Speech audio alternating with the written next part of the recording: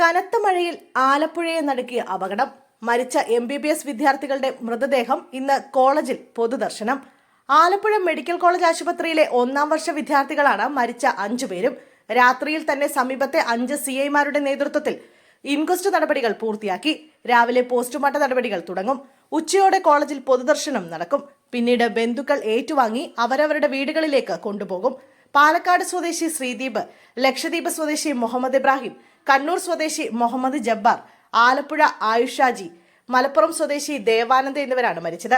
ഒരാൾ സംഭവസ്ഥലത്തും 4 പേർ ആശുപത്രിയിലെത്തിയ ശേഷവുമാണ് മരിച്ചത്. അപകടത്തിന്റെ CCTV ദൃശ്യങ്ങളും പുറത്തു വന്നു.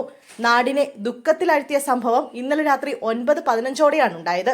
ദേശീയപാതയിൽ കളർകോട് ഭാഗത്ത് വെച്ച് ആലപ്പുഴയ്ക്ക് പോവുകയായിരുന്ന വിദ്യാർത്ഥികൾ സഞ്ചരിച്ച ടവേര കാറും ഗുരുവായൂരിൽ നിന്നും കായംകുളത്തേക്ക് പോവുകയായിരുന്ന KSRTC ബസ്സും കൂട്ടിയിടിച്ചായിരുന്നു അപകടം. അപകടത്തിൽ 5 പേർ മരിച്ചു, 6 പേർ ചികിത്സയിലാണ്. ഇതിൽ 2 പേരുടെ നില ഗുരുതരമാണ്.